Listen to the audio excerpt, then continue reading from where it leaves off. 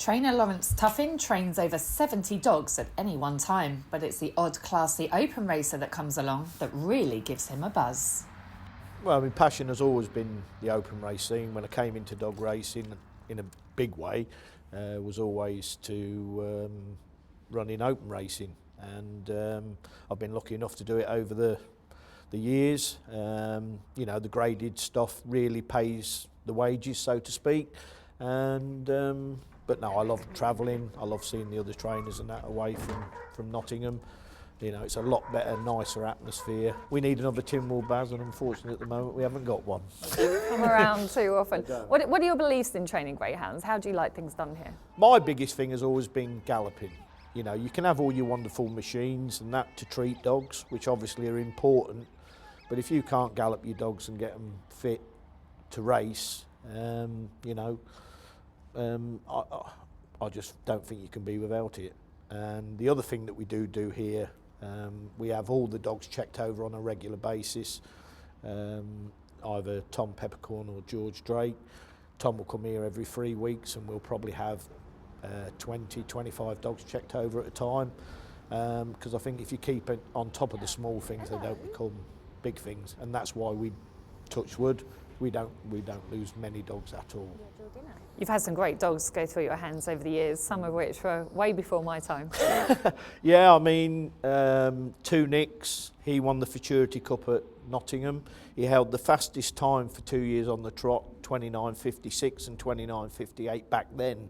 That's back in, you know, early 2007, 2008 time. He got to 2 Category 1 finals. He got beat shorthead in the Eclipse by Rev Counter. I've never forgiven Chris Alsop for that.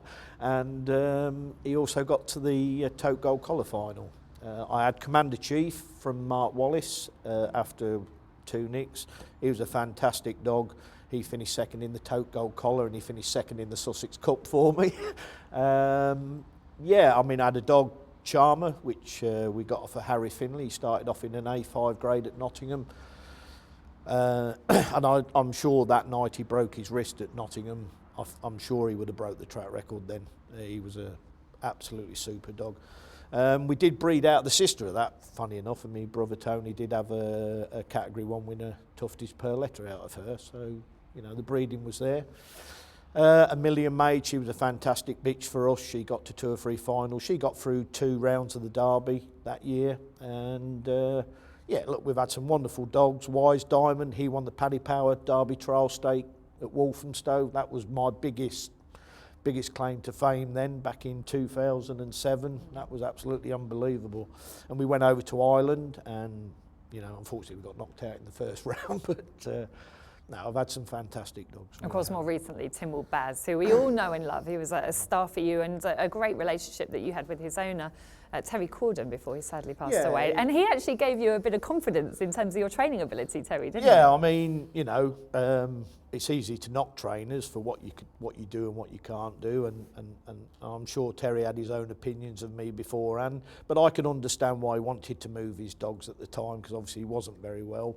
And he came to me and said, look, you know, I'm not going to be able to travel backwards and forwards to Ireland, so I'm going to move all the dogs to us, which was a great pleasure and an honour anyway, because I know Terry Monslow used to train quite a few of Terry's dogs.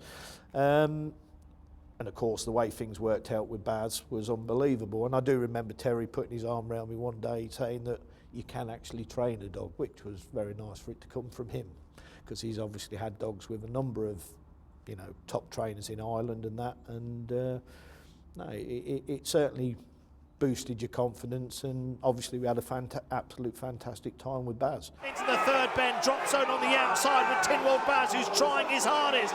There's nothing between them as they come around the final bend. Drop zone and Tynwald Baz. It's an epic duel as they race up towards winner line. Drop zone and Tynwald Baz. Tynwald Baz has done it.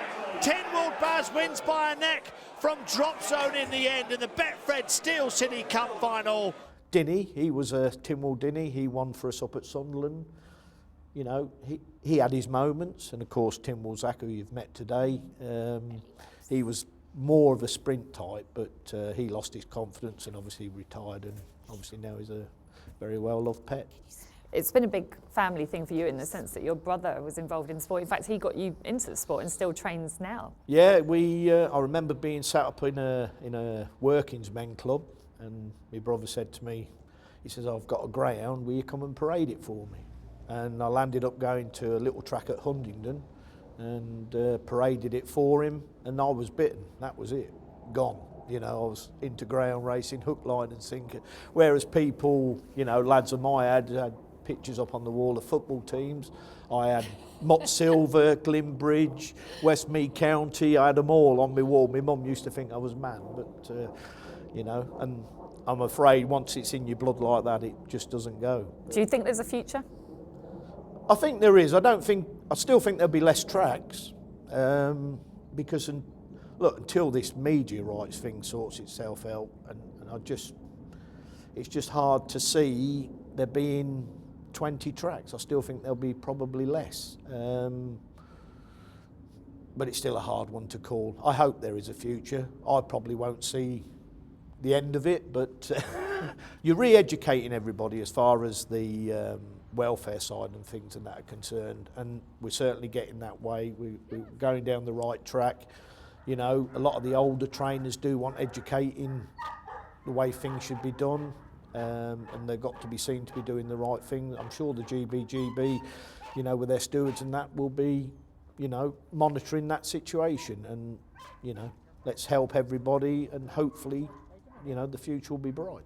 One person I don't think needs educating on the welfare front is you. You absolutely love these dogs, don't you? Yeah, I do, yeah. I mean, as you've seen today, you know, hopefully the feeling's mutual. They don't want to turf me off till I'm retired. Especially some of those little girls, they love you. Yeah, look, it's always been a big thing for us. You know, we've always tried to do the best for the dogs. I mean, the Colston owners, for instance, they've got 40 at home. Wow. 40. You know, they take all their dogs when they've retired, they go home. I mean, do you remember Shambo Beauty that was on TV with broke both her front legs that time? You know, she's there, happy as injuries can be repaired, and you know, yes, might be the odd one that you can't do, you know, the best for them, but at the end of the day, there's a lot of good people out there. How important is it to you that your dogs are happy? Yeah, look, dogs, you know, dogs have got to be happy to run, haven't they? I mean, they're not going to run if they're, you know, you get one or two of them that are a little bit subdued in themselves, but that's not because they're badly treated, right? That's just their character. And, you know, I think the dogs have shown you today that they're, you know, they're all quite happy and content, as you can see. Can you hear anybody? I can hear nobody. They've got full bellies. But, no, they're, you know, if they're happy, then they'll run for you, simple as. And I'm sure most trainers would say the same.